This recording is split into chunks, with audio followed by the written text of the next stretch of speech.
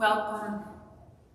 Welcome to the Unitarian Universalist Meetinghouse of Provincetown, where we affirm the inherent worth and dignity of every person, and where we support each other on our spiritual search for truth and meaning. My name is Rev Kate, and I'm so glad that you have joined us this morning through our live stream. I also thank our small worship and tech crew here with me in the sanctuary. Today we talk about joy and how we can cultivate a more joyful heart. Before we begin our service, I have a few announcements to share with you. A reminder that we will be meeting virtually through our live stream for the next few weeks. The Board of Directors will reassess at their February 13th meeting and look at the COVID numbers in our area at that time. We will keep you posted. This week is our Office Administrator April's last week with us, so we hope you'll join us on Tuesday at 5 for a special coffee hour honoring her 12 and a half years as the glue that holds this place together. Let us know if you need that link. All are invited to a forest bathing event Friday the 28th at 11 o'clock at Beach Forest. This is a meditative opportunity and also a chance to see April on her last day. Let's join now in affirming our community's covenant. You can repeat each line after me.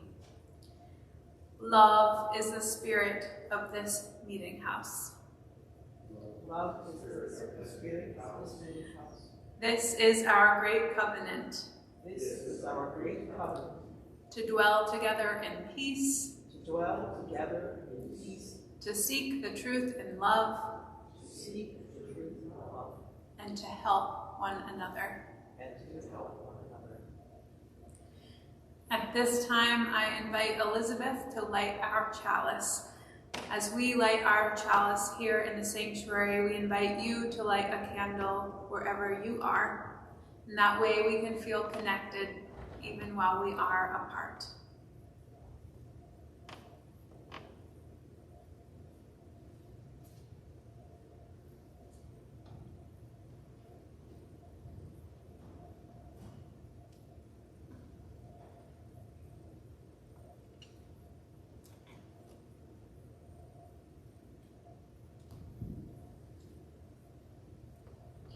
Let There Be Light by Andrew Pakula.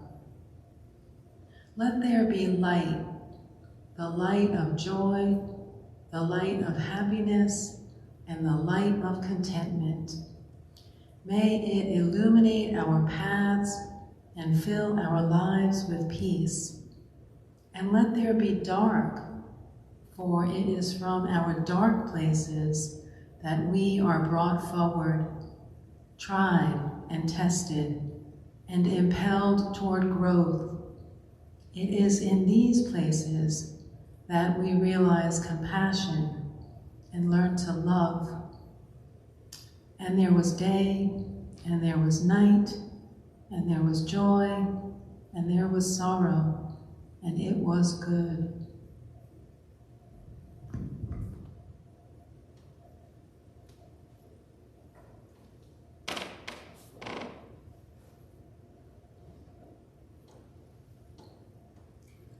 Spiritual teacher Thich Nhat Hanh passed away this week at the age of 95. In a condolence letter, the Dalai Lama wrote, "I am saddened to learn that my friend and spiritual brother, Venerable Thich Nhat Hanh, has died.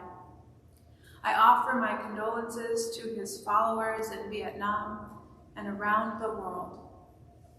In his peaceful opposition to the Vietnam War, his support for Martin Luther King, and most of all, his dedication to sharing with others not only how mindfulness and compassion contribute to inner peace, but also how individuals cultivating peace of mind contribute to genuine world peace. The Venerable lived a truly meaningful life. I have no doubt the best way we can pay tribute to him is to continue his work to promote peace in the world.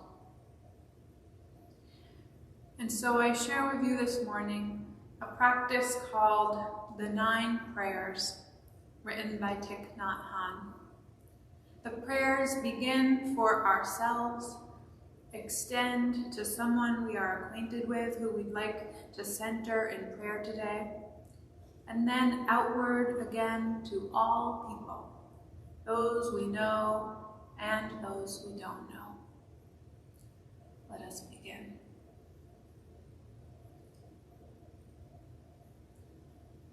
May I be peaceful, happy, and light in body and spirit.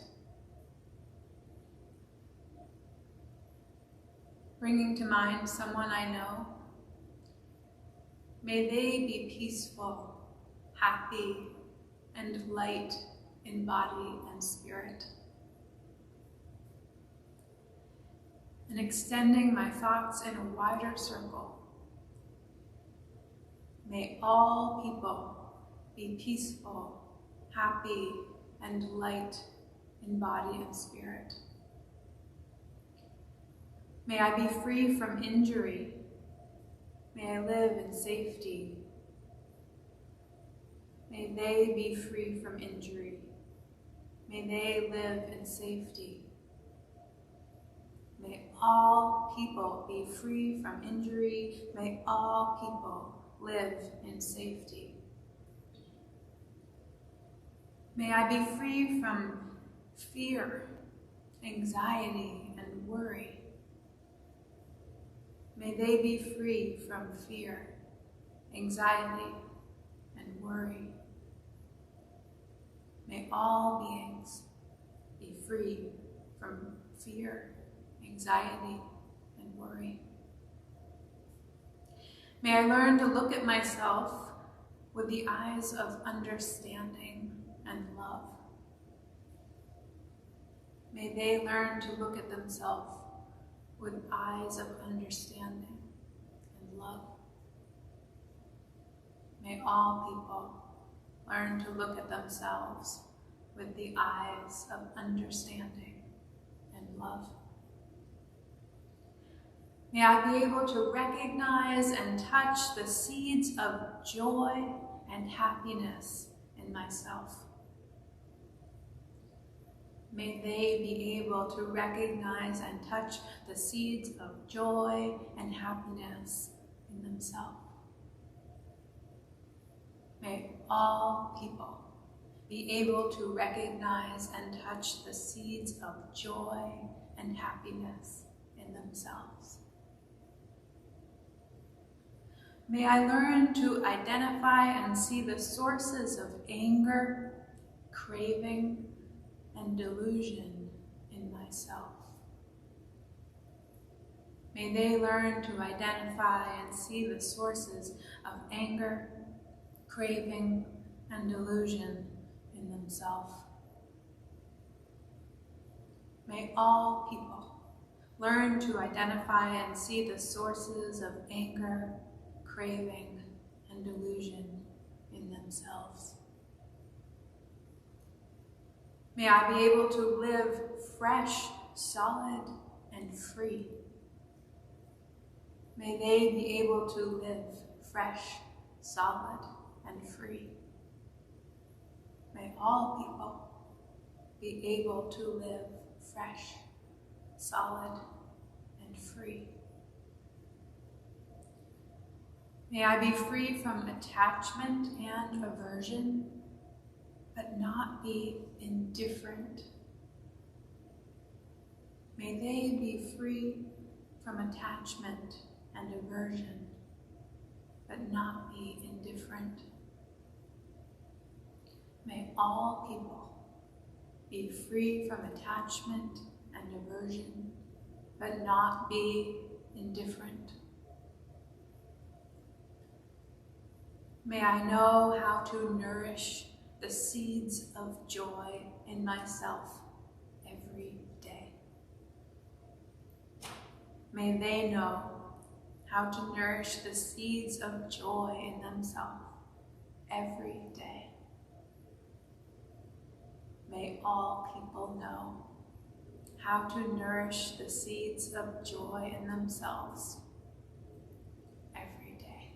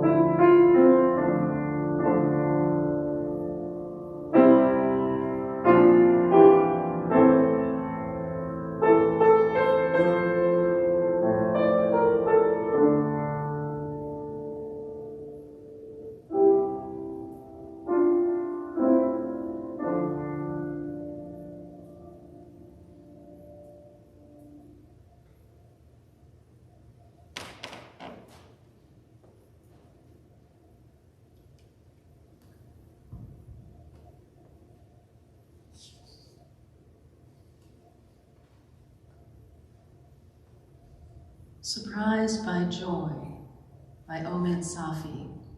Omid Safi is a professor of Islamic studies at Duke University. I learned to stop resisting suffering and to welcome her into my heart. I grew accustomed to her, to the way that she sits inside me. She made herself at home in my heart. My heart's contours changed to fit her more perfectly, more comfortably, more graciously. What was hard in my heart grew softer. The stone parts became more like dirt, and the seed of something beautiful grew in that heart dirt. She became a faithful friend. Other friends, some longtime friends, human friends, emotion friends, left, not so suffering. She faithfully visited me every morning, every noon, every evening.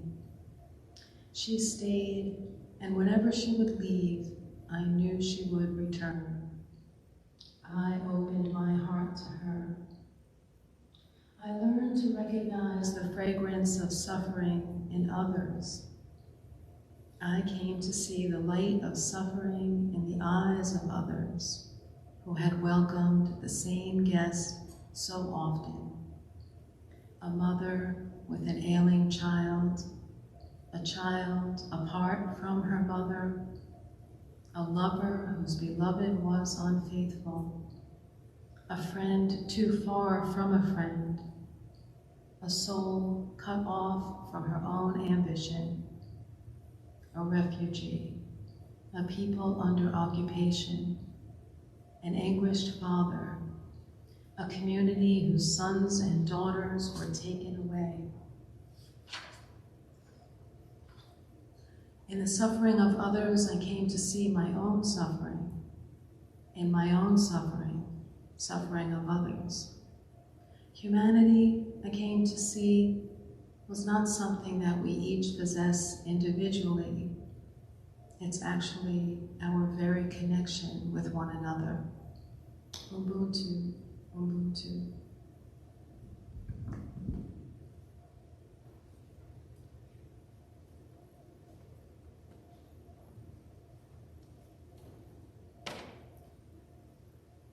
Now is the time in our service where we take a collection for the ongoing support of this Meetinghouse and our shared ministry. As we enjoy a musical reflection, we welcome your donations through PayPal or Venmo. You can find that information on our website, UUMH.org. Whether you give online or through other ways, we are so grateful for your support.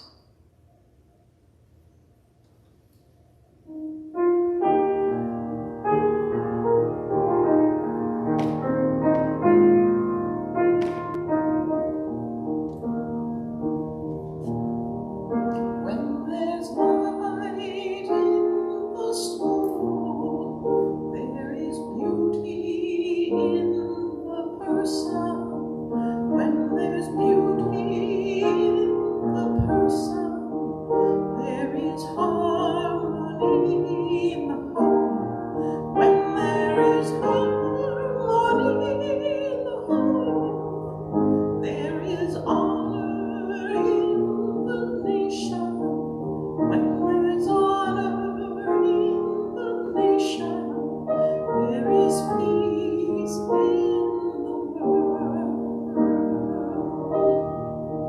When there's light in the soul, there is beauty in the person. When there's beauty in the person, there is harmony in the home. When there is harmony in the home, there is honor in the nation. When there is honor in the nation, there is peace in the world. When there's light in the soul, there is beauty in the person. When there's beauty in the person, there is harmony in the home. When there is harmony in the home, there is honor in the nation. When there's honor in the nation, there is peace in the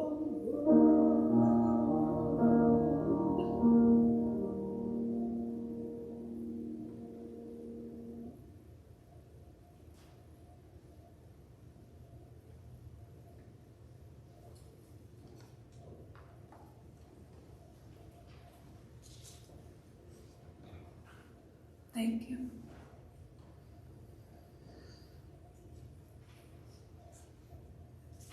Perhaps you find it strange that in a worship service about joy, we would choose to begin with a reading about suffering. But our world is anchored there, isn't it? Especially these days. All is dukkha, the Buddhists acknowledge. Everything is suffering, impermanence. It feels best to acknowledge that up front before asking you to contemplate joy. It's more honest. We watch the news each night and get depressed. We are still in a pandemic. And of course, there are the self-imposed sufferings too. We compare ourselves to others. We worry about what others think of us. We wish we owned a house or a bigger house or whatever it is that we feel keeps us from happiness. There are so many things that keep us from joy, right?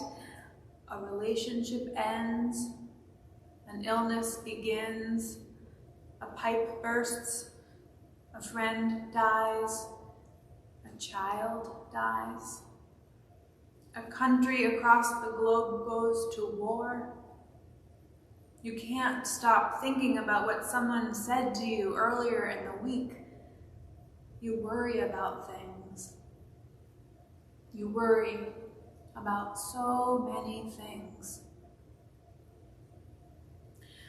I've been reading a book this week called The Book of Joy.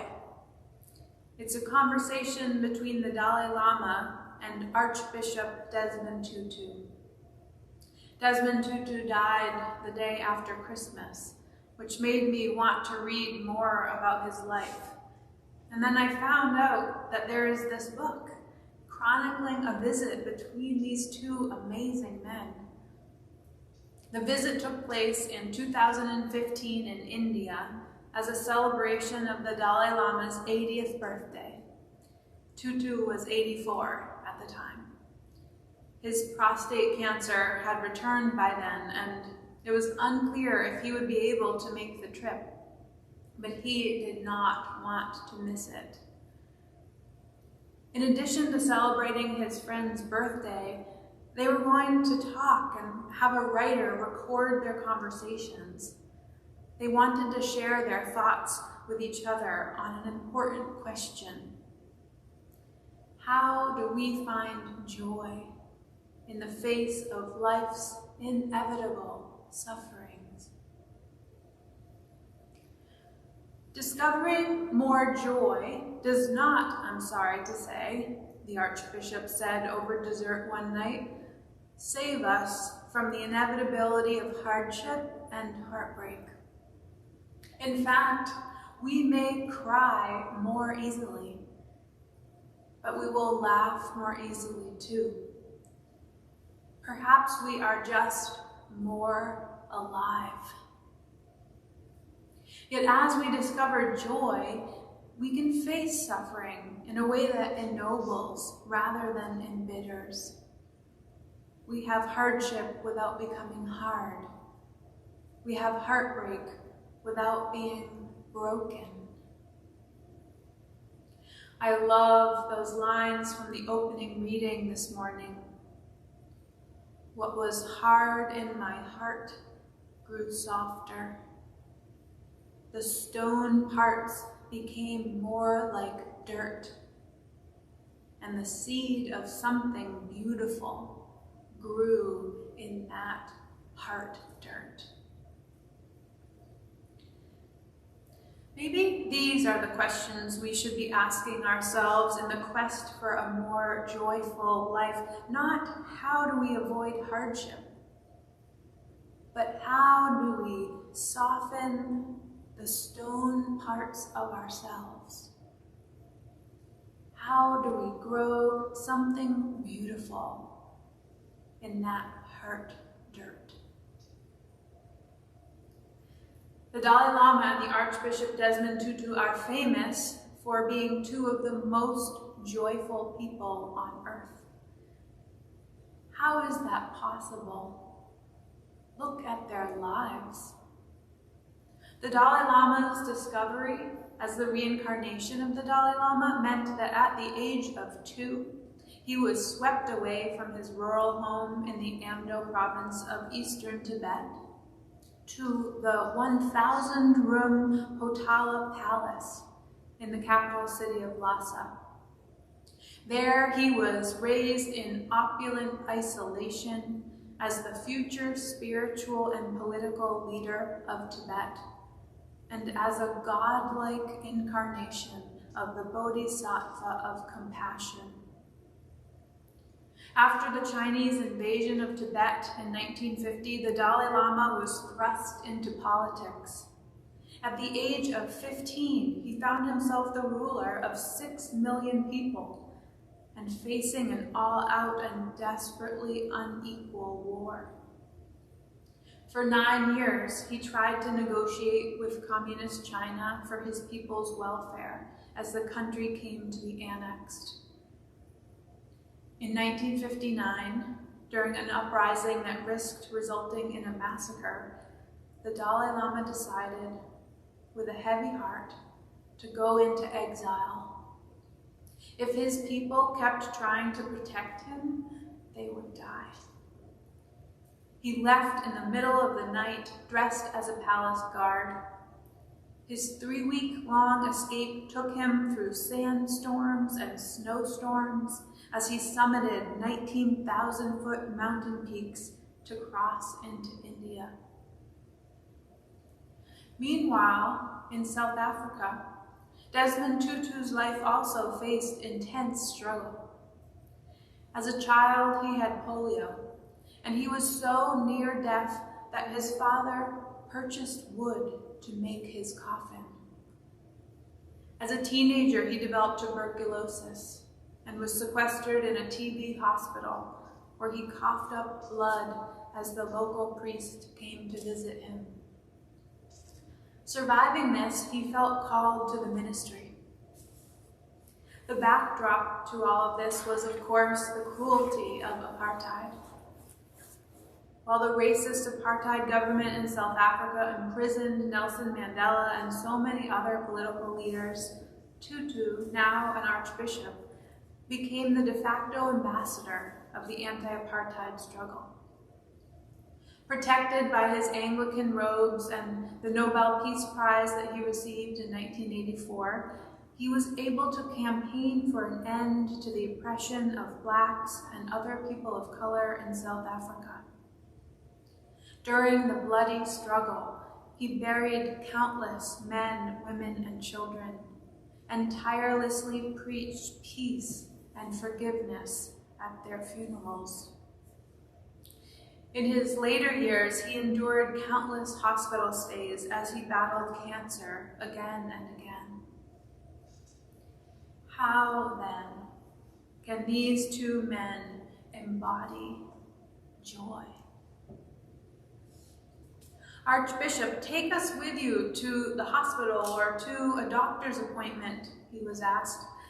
And they're probing you and prodding you, and it's painful and it's uncomfortable, and you're waiting and it takes a long time. What do you do inside yourself not to feel angry or to complain or wallow in your self-pity?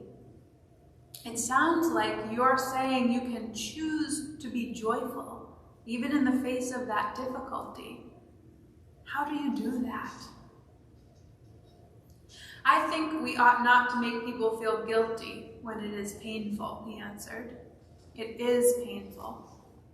And you have to acknowledge that it is painful. But actually, even in the midst of that pain, you can recognize the gentleness of the nurse who is looking after you. You can see the skill of the surgeon who is going to be performing the operation on you. It helps you, to some extent, to look away from yourself. And it can help make the anguish bearable. You begin to realize, hey, I'm not alone in this.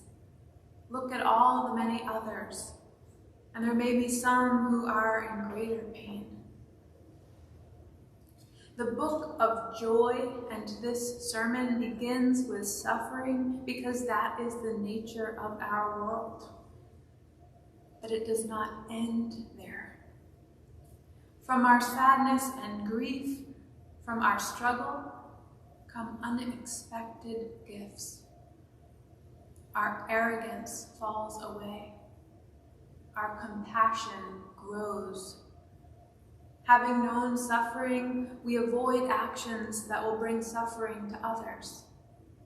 We are kinder. Then another thing, the Dalai Lama added, there are different aspects to any event. For example, we lost our own country and became refugees. But that same experience gave us new opportunities to see more things. For me personally, I had more opportunities to meet with different people, different spiritual practitioners like you, and also scientists. This new opportunity arrived because I became a refugee. If I remained in the Potala in Lhasa, I would have stayed in what has often been described as a golden cage. The Lama, holy Dalai Lama. If you look for one angle, you feel, oh, how bad, how sad. But if you look from another angle at the same tragedy, that same event, you see that it gives me new opportunities. That's the main reason I'm not sad and morose. There's a Tibetan saying, wherever you have friends, that's your country. And wherever you receive love, that's your home. There was an audible gasp in the room at this poignant saying, and its ability to ease, if not erase, the pain of a half-century spent in exile. Sometimes, changing perspective can change our struggles. How do we counter loneliness? With warm-heartedness. One day you can be walking down the street feeling judgmental and critical of others, and you will feel separate and lonely. The next day, you can walk down the same street with more open-heartedness, acceptance, and compassion, and suddenly you are not alone. You are deeply connected to each person you see. You were talking about the importance of being warm-hearted, said Douglas Abrams, the writer capturing their conversation. But a lot of people are shy and have a hard time opening up to other people. They get scared. They're afraid of rejection. You've spoken about when you approach people with trust, then it inspires trust in them as well. That's right. Genuine friendship is entirely based on trust, the Dalai Lama explained. If you really feel a sense of concern for the well-being of others, then trust will come. That's the basis of friendship. We are social animals. We need friends.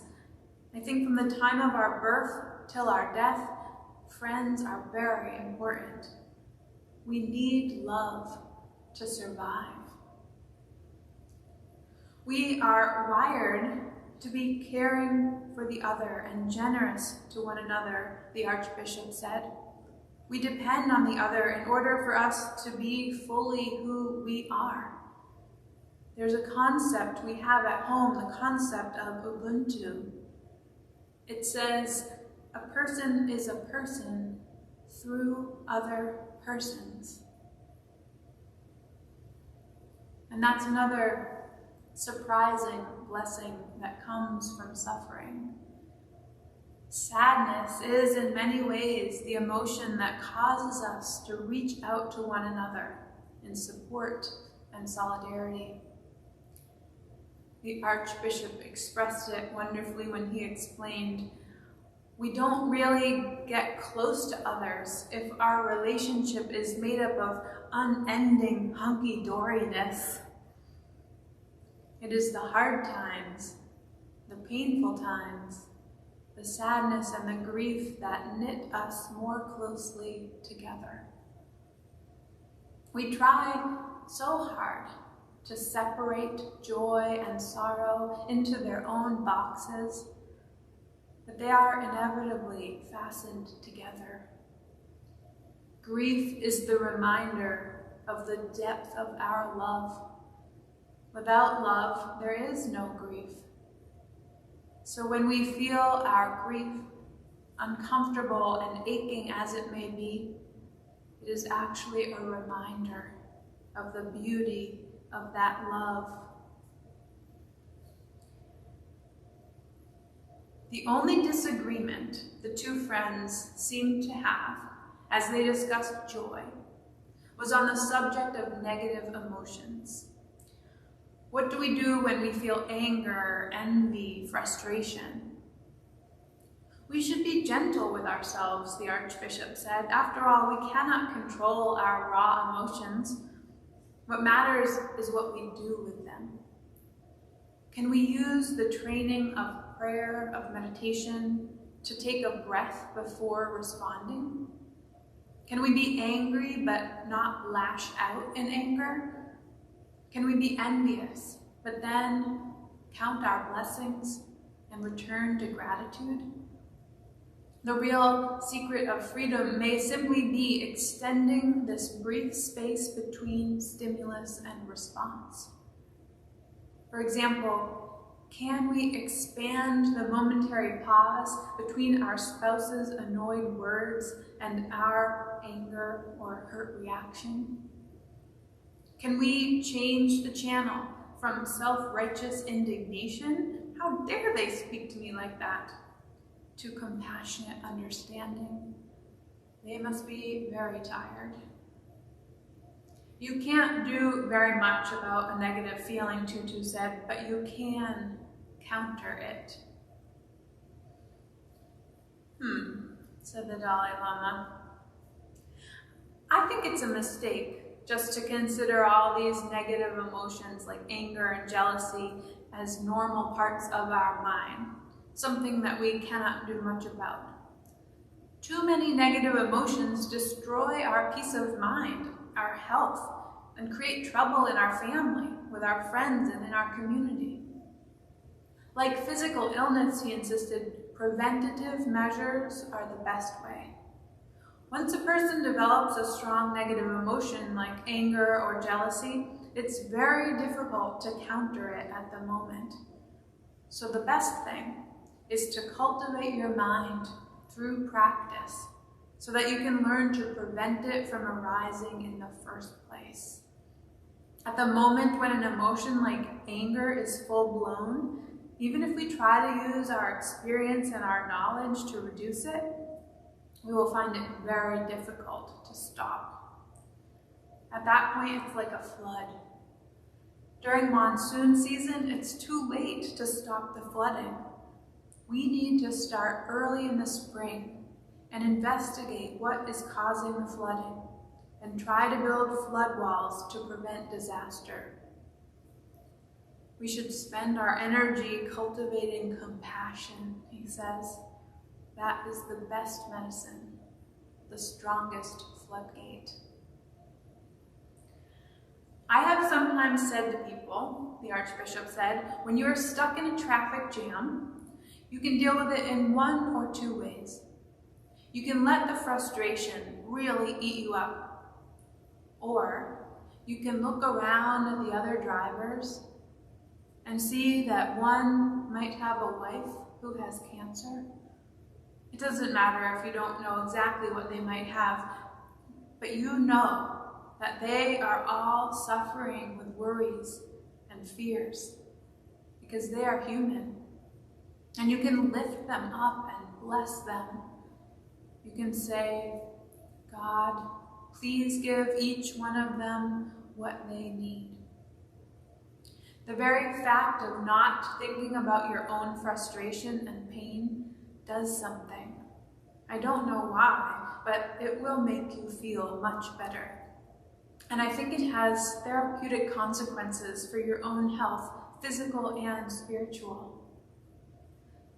This excessive self-focus is very bad for your health, the Dalai Lama agreed. Too much fear and distrust, too much focus on yourself leads to stress and high blood pressure. Many years ago, I was at a gathering of medical scientists and researchers at Columbia University in New York. One of the medical scientists said in his presentation that those people who disproportionately use the first person pronouns, I, me, and mine, have significantly greater risk of having a heart attack. He didn't explain why, but I felt this must be true. This is a deep insight. With too much self-focus, your vision becomes narrow.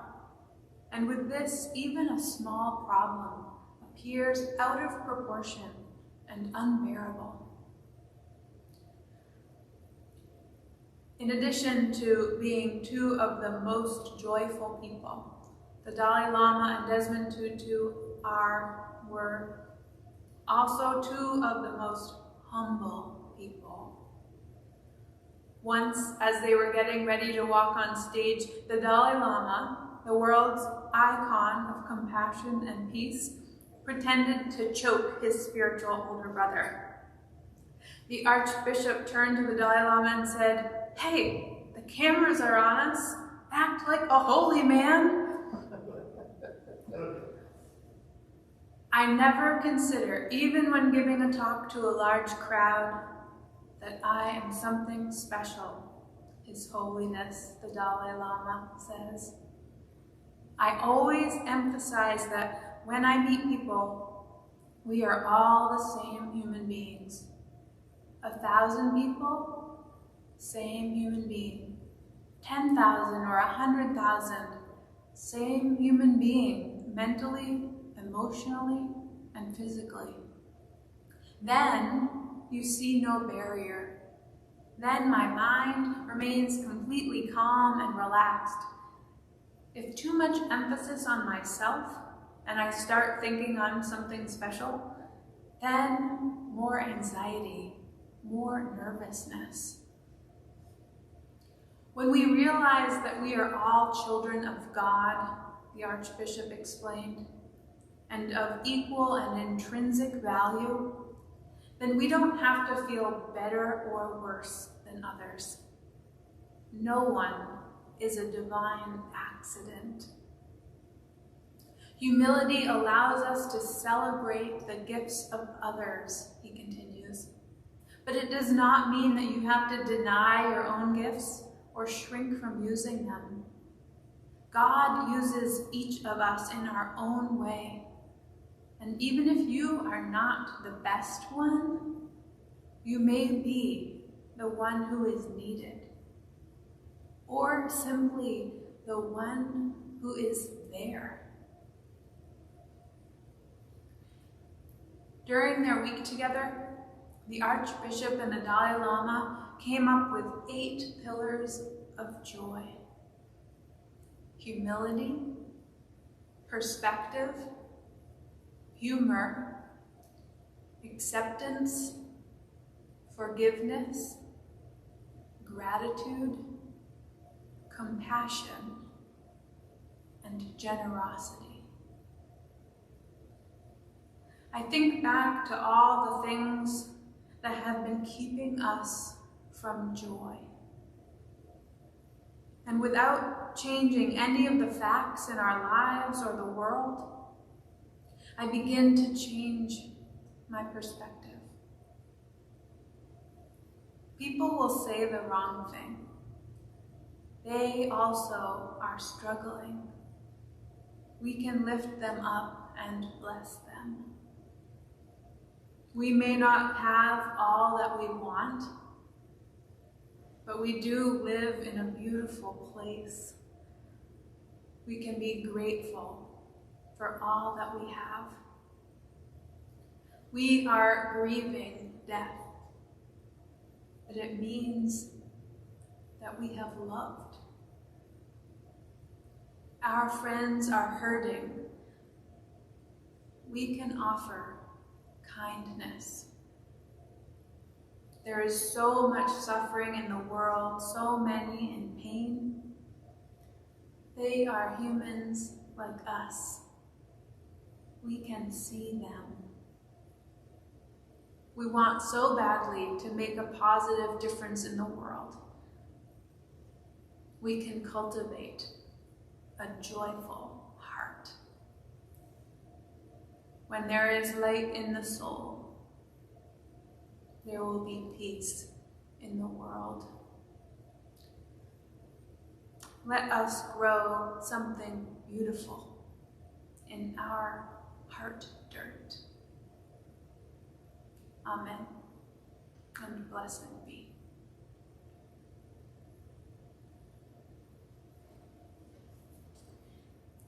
It has become our practice to pose a question based on the theme of the service each week. It can be a topic of sharing at your dinner table tonight or with friends during the week. Here is our question for this week. How do you think you could cultivate more joy in your heart? Whether it's an idea from the Book of Joy or something else, how do you think you could cultivate more joy in your heart? We won't be having our usual discussion groups on Tuesday night, so here is a different invitation for you. I am very interested in hearing everyone's ideas for cultivating joy. So please email me with your answer if you are so inclined. Rev Kate at UUMH.org. I promise to write back to you with my own answer. Thank you for joining us this morning. Go in peace.